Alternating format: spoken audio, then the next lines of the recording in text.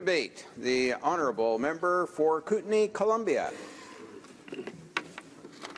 Thank you, Mr. Speaker, and I'd like to again thank the member from St. Marie Champlain for sharing his time today. Do Democrats support deepening trade relationships with Ukraine, and particularly as it reaches out to the West while trying to deal with ongoing tensions and problems in Russia? We very much support this agreement, and we have, of course, for many, many years supported Canada-Ukraine relation improvement. And we support this particular agreement because it will lower tariffs on Canadian exports, but it also does a lot more. This is the kind of bilateral trade that the NDP can support for a number of reasons, and I'll speak to those in a minute.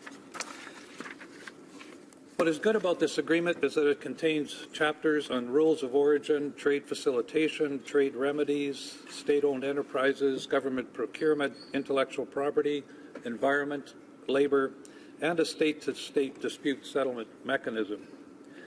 The labor chapter includes comprehensive and enforceable provisions and is the most comprehensive labor chapter ever negotiated by Ukraine. And this could raise the bar on labor standards for Ukrainian workers, which is really important to us in the NDP. Now, what it doesn't include is equally important, as I alluded to earlier, and that's it does not bring in investor-state provisions, which allows corporations to sue Canada. And for the life of me, I cannot figure out why we ever got those clauses in any of our trade agreements. It just does not seem right that a corporation can sue Canada if they don't like the fact that we're looking after our own interests.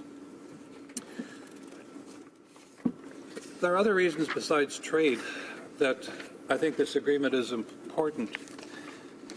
Recently, and I want to thank the member from Laurier-Sainte Marie for giving me the opportunity to travel to Ukraine in January as part of the Foreign Affairs and International Development Committee trip. What was really interesting about being in the Ukraine is the challenges that they have, and of course the major challenge is the war with the Russian-backed rebels in the eastern part of Ukraine. And that took a step in the wrong direction about a week ago, so it's continuing to impact. Almost over 1 million refugees have been created by this war, and of course we don't hear much about that because they're not living in tent camps, so you don't get the same kinds of visuals that you get from Syria. But over 1 million refugees have been created from this ongoing war in Ukraine, and Ukraine is at war. So it's really easy to sit in comfort of our homes back in our ridings and not really understand what's going on across the world. And so this trade agreement is important, I think, because it sends a message to Russia that Canada is there and that we care about the Ukraine. One of the things they are doing is fighting corruption, and one of the things that I think makes Ukraine so exciting is that this new push for democracy in the Ukraine is being led by youth. And it's amazing to see what's happening as a result of that youth and that involvement from civic society in Ukraine. Just a couple of examples what they're doing to deal with the corruption. RCMP are over there helping to train their new police force.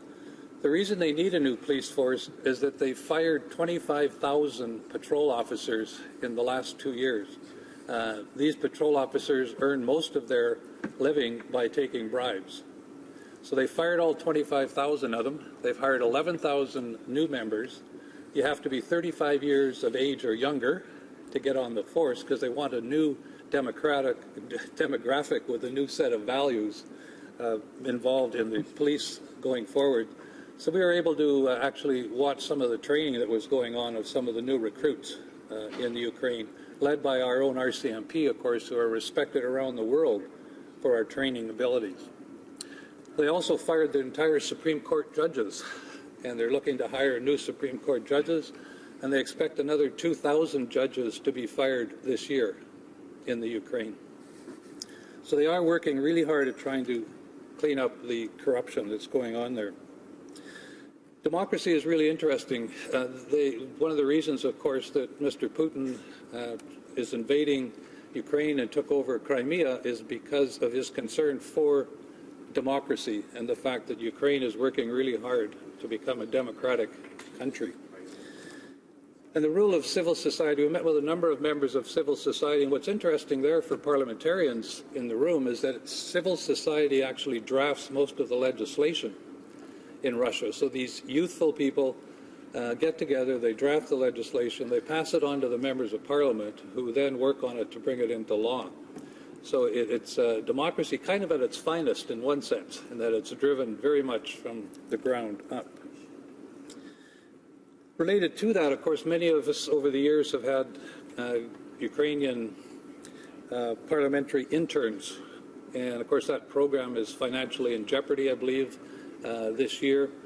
And I think it would be great to see some kind of sponsorship or support for that program, because I met a number of them over last year. It was my first time, of course, as a member of Parliament. And they were so excited about democracy. They're so excited about taking Canadian values back to Ukraine and making a difference in that country. So I really hope that that parliamentary intern program can continue.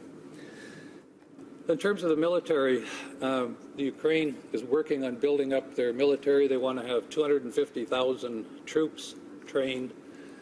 And they also need to bring up their training to a standard that they're acceptable to NATO. And so that's what Canada is over there helping them with right now, trying to bring the Ukrainian military forces up to the standard that NATO will actually accept them into being part of the group. So they're not there yet, but that's their target. And again, we live in pretty isolated, really, circumstances here in Canada, where unless you get the opportunity to travel and see what's happening in these countries, you don't realize that, I mean, some of the sayings that are important there is, if you want peace in that part of Europe, prepare for war. Now, that sounds awfully hawk-like coming from a dove, but having been there, I absolutely believe that we need a military deterrent in Europe, Asia, anywhere that's surrounding Russia, and that it's important that we see that happen in the Ukraine. The other thing, I guess, I want to go back a bit to the free trade agreement and the fact that this particular agreement does not force municipalities. Municipalities are not included in this free trade agreement. And I know when I was mayor of Cranbrook and heard that way off in Ottawa, they were signing an agreement that was going to make it really difficult for me as mayor of my community to support local businesses over foreign businesses, it was not very well received, quite frankly, as a mayor in a municipality. So I'm very happy to see that this agreement does not include municipalities, and they've had the same reaction from the school board in my riding of Kootenay-Columbia. This does not include school boards either.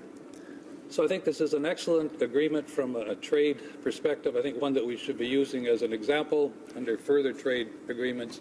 But this agreement is also really important to build on the Canada-Ukraine friendship and to let Mr. Putin know that Canada will be there for the Ukraine.